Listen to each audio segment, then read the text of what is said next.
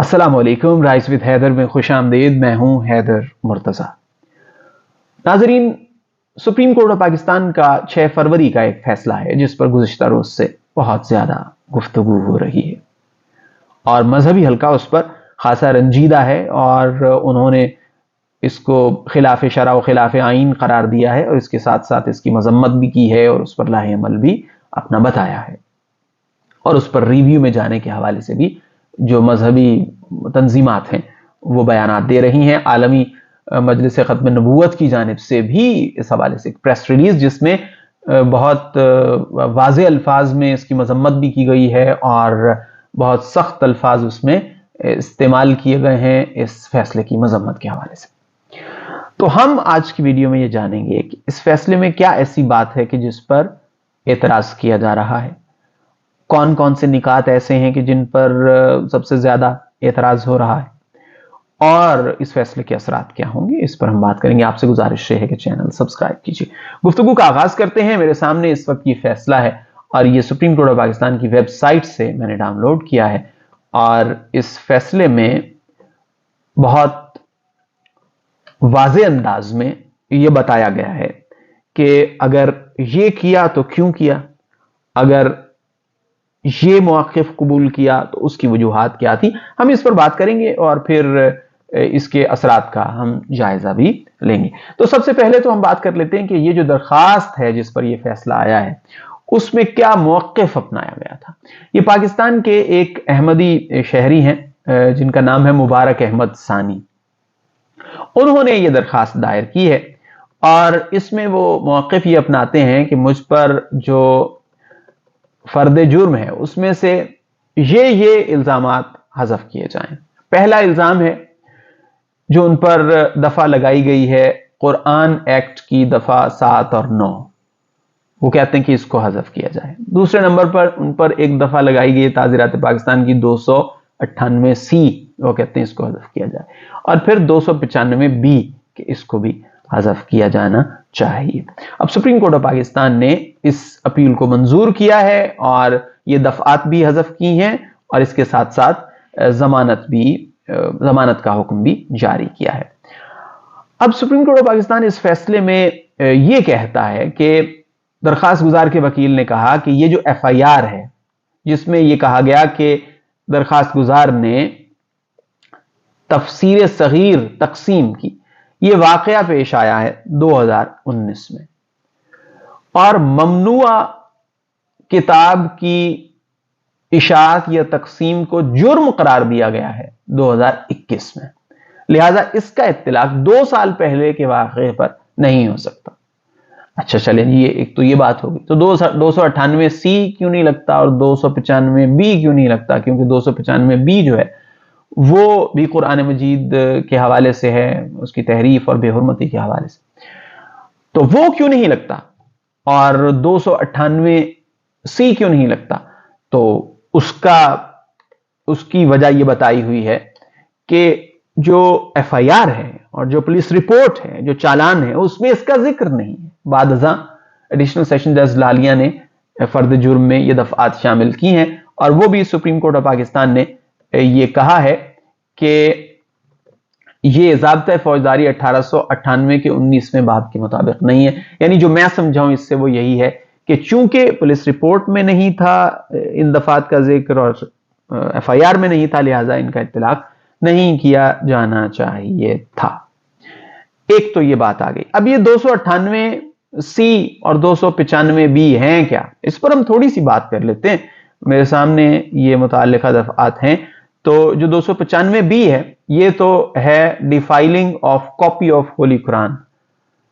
तो जो भी शख्स जो है वो कुरान मजीद की कोई कॉपी या कुरान मजीद के किसी हिस्से की बेहुरमती करता है, उसे नुकसान पहुंचाता है या उसमें तब्दीली करता है, तहरीफ करता है या बेहुरमती करता है, गैर कानूनी तौर पर उसे इस्तेमाल करता है या तज़हीक करता है, तो उसके लिए इम्प्रिजनमेंट फॉर लाइफ है। ये 295B ये कहती है और फिर 298C जो है वो ये स्पेसिफिकली अहमदी कम्युनिटी یا قادیانی کمیونٹی کے حوالے سے ہے کہ وہ خود کو مسلمان ظاہر نہیں کر سکتے ہیں. میں پڑھ دیتا ہوں مختصر اس میں 295 C یہ میرے سامنے.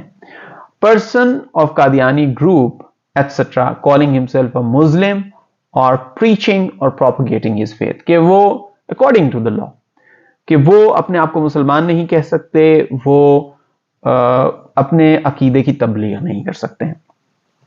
اب یہ جو فیصلہ ہے اس میں جو بڑا الزام چیف جسٹس پر لگایا گیا ہے وہ یہ ہے کہ چیف جسٹس نے جو احمدی کمیونٹی ہے اس کو کھلے عام اپنے عقائد کی تبلیغ کی اجازت دے دی ہے.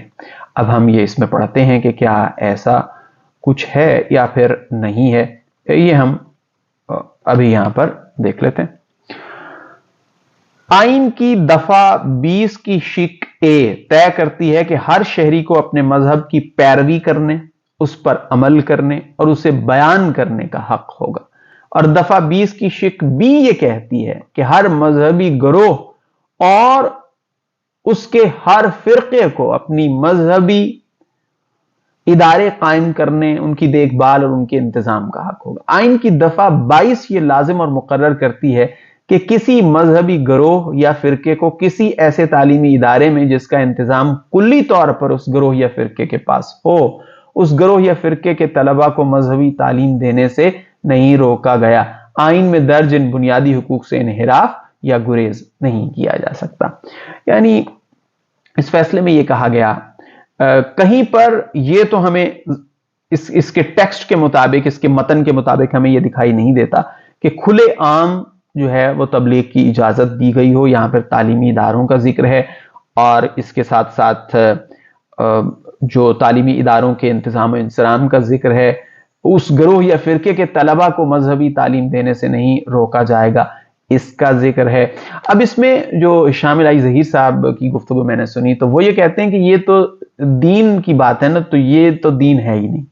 یہ موقف وہ اپناتے ہیں چونکہ ہم فیصلے اور اس کے ساتھ ساتھ جو موقف ہے علماء کا اور مذہبی حلقے کا وہ اس پہ ہم ظاہر ہے کہ بات کریں گے. ہم جو ہے وہ اس طریقے سے اس کو نہیں لیں گے کہ جس طریقے سے سوشل میڈیا پر کچھ لوگ تو فیصلے پڑھتے ہی نہیں ہیں اور وہ حقیقت کا ادراک کیے بغیر ہی اس پر بات کرنا شروع کر دیتے ہیں.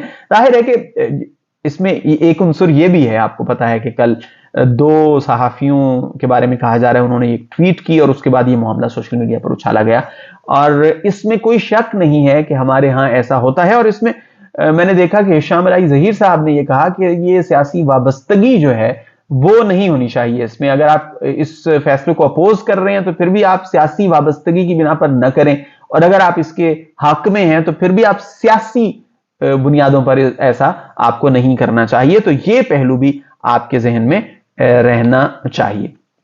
اب ایک تو یہ جو مذہبی آزادی کے حوالے سے جو یہاں پر شکوں کا ذکر ہے, اس میں ہمیں یہ کہیں دکھائی نہیں دیا کہ یہ کہا گیا ہو کہ کھلے عام ان کو اپنے عقائد کی تبلیغ کرنے کی اجازت ہے. لیکن جو مذہبی حلقے کہہ رہے ہیں وہ کہہ رہے ہیں کہ اگر ایسا ہوا ہے, جس سے انکار نہیں کیا گیا کہ تفسیر صغیر انہوں نے ڈسٹریبیوٹ نہیں کی ہے, اس سے انکار نہیں کیا گیا کہ وہ یہ واقعہ پیش ہی نہیں آیا, بلکہ یہ کہا گیا کہ وہ 2019 میں پیش آیا اور 2021 میں اسے جرم قرار دیا گیا ہے.